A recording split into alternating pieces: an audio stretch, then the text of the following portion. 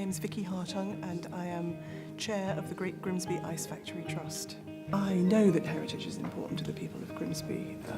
Back in the early 1970s, we lost the heart and soul of the centre of the town. It was all ripped apart and thrown away, and we got a modern shopping centre and a big Wilkinson's in its stead. And that was 43 years ago, and people are still angry about it. They will never forget that that's what we lost. It means so much to generations of people. They remember the building, they worked in the building, they passed the building every day. The ice that the factory produced, helped make Grimsby the busiest fishing port in the world. So it's tremendously important. And we know in Grimsby, whenever the subject of the ice factory comes up, people always say, we've already lost so many buildings. Don't let us lose this one.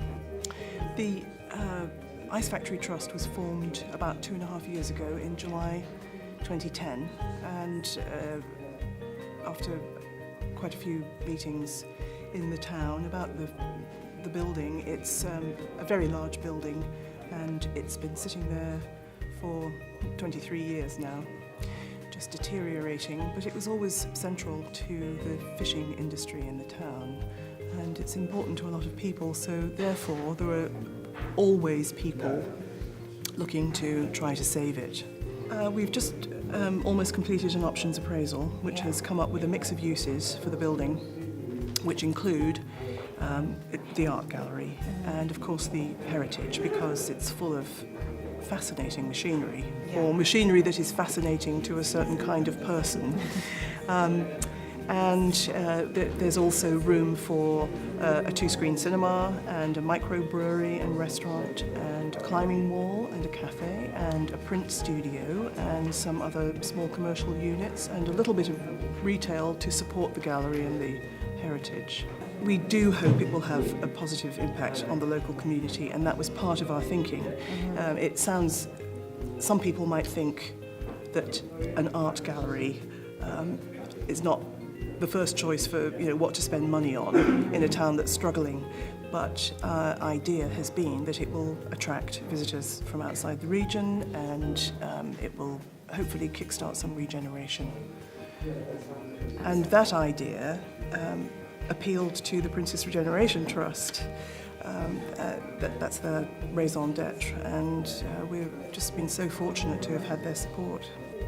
When we formed the trust in July 2010, it was just a few of us, and we were kind of casting around as to what the best strategy was. We were working on a vision for the building, and about 3 or 4 months in, I got an introduction to Fred Taggart at the Princess Regeneration Trust, and he kindly came to Grimsby and had his say.